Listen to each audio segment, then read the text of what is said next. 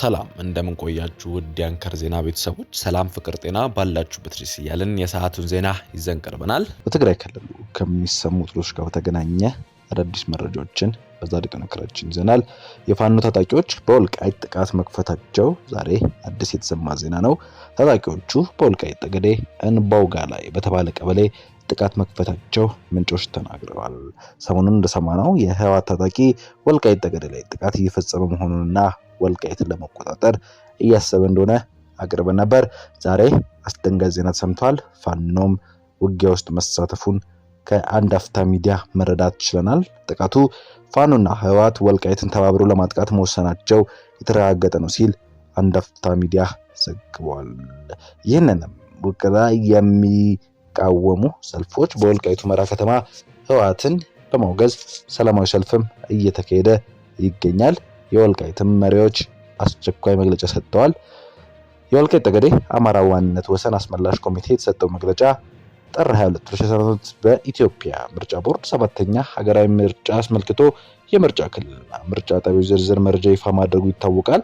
በዚህ መሰረት የወልቃይት ጠገዴ ሰቲት ሁመራ ዞን ምዕራብ ትግራይ በሚል ምድብ ስር ተጠቅለው ተመልክተናል። እንዲሁም ምርጫ ቦርዱ ለወደፊት በመሬት ላይ ያለውን ተጨባጭ ሁኔታ በመዳሰስ እና በመገምገም አስፈላጊ ሆኖ ሲገኝ ተጨማሪ መረጃዎችን ለህዝብ ይፋ እንደሚያደርግም አስታውቋል።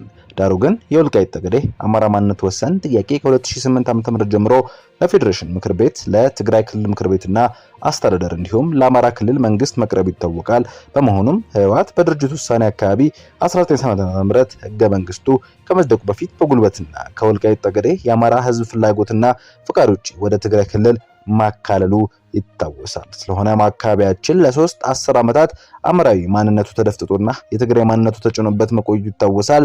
የወልቃይት ጠገዴ ሰቲት ሁመራ ዞን በሀገራችን የሰሜኑ ጦርነት ህግ ማስከበር ዘመቻ ወቅት ማለት ከጥቅምት 24 ቀን 2003 ዓ.ም ጀምሮ በተወሰደው እርምጃ ከህወሓት አገዛዝ ነፃ በመውጣት በአማራ ብሔራዊ ክልል መንግስት በዞንና በደረጃ ተደራጅተው በአራት ገጠር ወረዳዎች በ5 ከተማ መስተዳደሮች እና 93 ቀበሌዎች ይዞ ራሱን በራሱ ማስተዳደር ላይ ይገኛል። በተጨማሪም የነጻነት ማግስት በአቶ ፋራ አደም የኢፌዴሪ ፌዴሬሽን ምክር ቤት አፈ ጉባኤ የተመራ ልዑክ ቡድን ስለ አካባቢዎቹ የህዝብ ፍላጎትና ሁኔታ ዳሰሳዊ ጥናት ሪፖርትም በማድረጋቸው አይዘነጋም ሲሉ ሐሳባቸውን ይቀጥላሉ። የወልቃይት ጠገዴ ሰቲት ሁመራ ዞን ህዝብ አማራንን እንጂ አማራ እንሆን አላለም በሚል መሪ ቃል በተደጋጋሚ ድምጹን በተለያየ መንገድ ማሰማቱ የአደባባይ ሚስጥር ነው። ስለሆነም ግንቦት 24 ቀን 2017 የሚደረገው ሀገራዊ ምርጫ በሰላም እንዲጠናቀቅ ከወዲሁ የበኩላችንን ድርሻ ለመወጣት ዝግጁ መሆናችንን እያረጋገጥን በወልቃይት ጠገዴ ሰቲት ሁመራ ዞን ላለፉት 5 ዓመታት በአማራ ክልል አስተዳደር ስር ሆኖ መቆየቱ እየታወቀ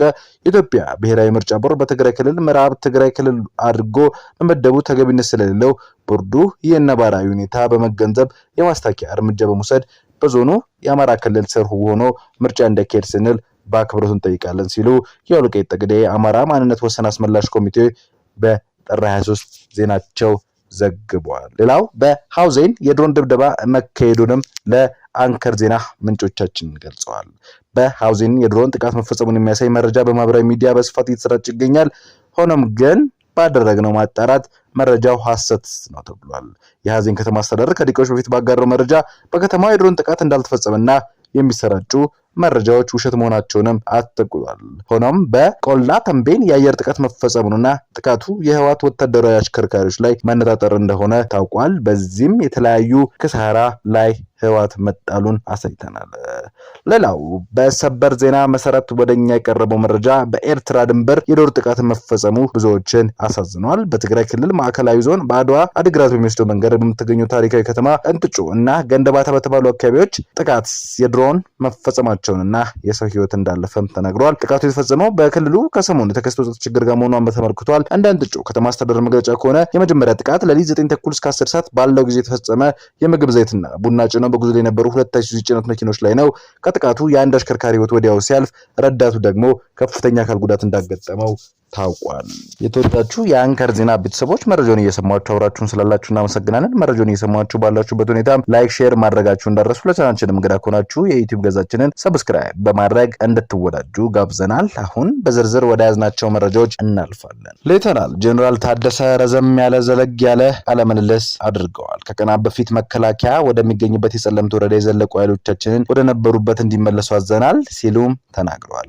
የትግራይ ክልል ጊዜያዊ አስተዳደር ፕሬዝዳንት ታደሰ ጄኔራል ወረደ ከቅዳሜ ጥር 23 2017 በትግራይ ቴሌቪዥን ላይ በወቅታዊ ሁኔታዎች ቃለ መጠይቅ መስጠታቸው ይታወሳል። ፕሬዝዳንቱ ካነሳቸው ነጥቦች መሃልም ከቀናት በፊት የተወሰነ ኃይላችንን የሀገር መከላከያ ሰራዊት ወደሚገኝበት ጸለምት እንዲገባ አድርገናል። ይሄ ያደረግነው ከመከላከያ ግጭት ሳንፈጥር ወደ ግዛታችን ለመግባት ፍላጎት እንዳለ ለማስታወስ እንጂ ለመዋጋት አይደለም ብለዋል።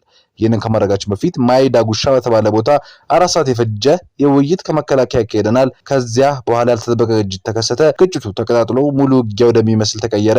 ይህን ተከትሎ አውሮፕላን በረራ ቆመ። የድሮን እንቅስቃሴ ከቅኝት ወደ ጥቃት ተሸጋገረ ሲሉ የተፈጠረውን ሁነት ያስረዳሉ።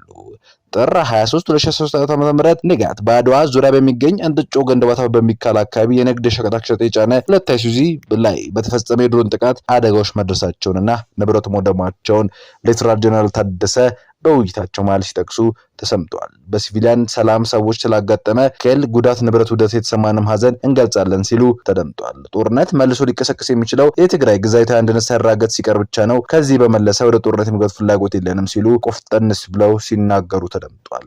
ስለዚህ የሀገር መከላከያ ሰራዊት ወደ እንደሚገኝበት ጸለምት ወረዳ የዘለቀው ኃይላችንን እንዲመለስ ተሳሰተናል በሰላማዊ መንገድ እንጂ በግጭት ጦርነት ችግር የሚፈታ ነገር የለም ብለዋል። ሐሙስ ጥር 21 የአውሮፕላን በረራ ተቋረጠ እንጂ አርብ ጥር 22 ከፌደራል መንግስት ስለ ዲዲአር እና ሌሎች ተያያዥ ጉዳዮች ለመነጋገር ቀጠሮ ነበረኝ። ግጭቱ ከተከሰተ በኋላ ከፌደራል መንግስት ቀጣይ የሆኑ ስልክ ግንኙነቶች አሉን። በረራ ከተጀመረ በአካል እንደምሄድ እና እንደምወያይ ልገልጽ እወዳለሁ ብለዋል። እርግጥ ነው ተፈናቃዮች ወደ ቀያቸው መመለስ አለባቸው። የትግራይ ግዛታዊ አንድነት መራገጥ አለበት።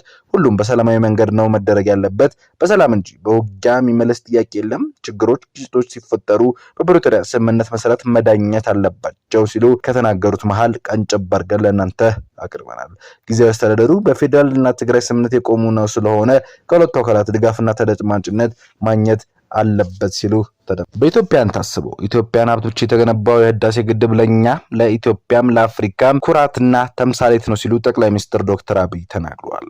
ጠቅላይ ሚኒስትር ዶክተር አብይ በአይሻ 2 የነፋስ ኃይል ማመንጫ ፕሮጀክት ምረቃ ላይ ባደረጉት ንግግር ኢትዮጵያ የሚቀጥሉት የአፍሪካ ዘመን እድገት ለማረጋገጥ የሚጣለውን መሰረት ከሞላ ጎደል በክሊን ኤነርጂ ላይ ያተኮረ መሆን አለባት ብላ ታምናለች ሲሉም ተናግረዋል። የዚህ አቅም ማሳየና የአፍሪካና የጋራ ድል የሆነው ታላቅ ኢትዮጵያ ግድብ ስም አፍሪካ ግርማ ሞገስ ሲሉም ገልጸውታል። የአፍሪካ ግርማ ሞገስ የአፍሪካ የመሻል ማሳያ የአፍሪካ ህዝቦች ከፈለጉና ከወደዱ እንዲሁም ከተደመሩ አንጋፋ ስራ ጀምረው ሊጨርሱ እንደሚችሉ ያሳየው በኢትዮጵያ ታስቦ በኢትዮጵያ ሀብቶች የተገነባው የህዳሴ ግድብ ለኢትዮጵያ ኩራት፣ ለመላው አፍሪካ ደግሞ ምሳሌነት ነው ሲሉ ተናግረዋል። በዚህ ንግግራቸው ላይ ከጎረቤት ሀገራት ጋር ስላለው አብሮ የመልማት ጉዳይ አንስተዋል። ኢትዮጵያ ያላት የተፈጥሮ ጸጋ ከጎረቤት ሀገር ጋር ተካፍላ የምትበላ ከሆነ ጎረቤቶቿም እንደዚሁ ያላቸውን ጸጋ ከኛ ካፍለው የሚሆኑ ከሆነ ምስራቅ አፍሪካ የሚለምን ሳይሆን የሚረዳ፣ የሚበደር ሳይሆን የሚያበድር፣ ከሌሎች የሚጠብቅ ሳይሆን የሚጠበቅበት የመሆን እድሉ የሰፋ ነው ሲሉ ተስፋ ሰጪ ንግግራቸውን አድርገዋል። ከጎረቤት ሀገር ጋር ስላለው ትስስር የተጠየቁ ጠቅላይ ሚኒስትር አብይ ጅቡቲ በእጅጉ ከልባችን ከኪሳችን የቀረበ ሀገር በመሆኑ አብዛኛው ኢንቨስትመንት ከጅቡቲ ጋር የተሳሰረ ነው። በሬልዌይ፣ በሃይዌይ፣ በኤሌክትሪክ፣ በውሃና በአየር፣ በዲፕሎማሲ በዚህ ተጨማሪም እንደ አንድ ቤተሰብ መተያየት ጠንካራና ሆነ ዝምድና ላይ ሀገር ነው ሲሉ ፕሬዝዳንቱ ይህንን ለመራገጥም ተገኝተዋል። ከሱዳን፣ ከኬንያ፣ ከታንዛኒያ ጋራ እነዚህን ነገሮች የምንጋራ ሲሆን በቅርብ የሶማሌ ሳውት ሱዳን ጋር በመብራትና የመንገድ ለመተሳሰር ጥረት ተጀምሯል። ይህ ጥረት እንዲሳካ በከፍተኛ ቅንጅት የሚሰራ ሆኗል ሲሉ ተናግሯል። በዚህ ወቅት ጠቅላይ ሚኒስትር የኮሻ ኃይል ማመንጫ ፕሮጀክት ከ1 ዓመት ለ1 ዓመት ተኩል የሚሆን ይጠናቀቃል ሲሉም ተደምጧል። እነዚህ ሁሉ የንጹህ ኃይል ጥረቶች ኢትዮጵያ ባለም መድረክ ተቀባይነት እንድታገኝ ያስቻሉ መሆኑንና የኢትዮጵያን ለኮኦፕስ አዘጋጅነት እንዳስመረጣት በማንሳት ሁሉንም የሚያኮራ መልኩ እናስተናግዳለን ሲሉ ቃል ገብተዋል። የተወደዳችሁ ተመልካቾቻችን ለሰዓቱ ያዝናቸው ዜናዎች እኚህን ይመስላሉ። የዩቲዩብ ገጻችንን ሰብስክራይብ፣ ሼር፣ ላይክ በማድረግ አጋርነታችሁን አሳዩን። ሰናይ ጊዜ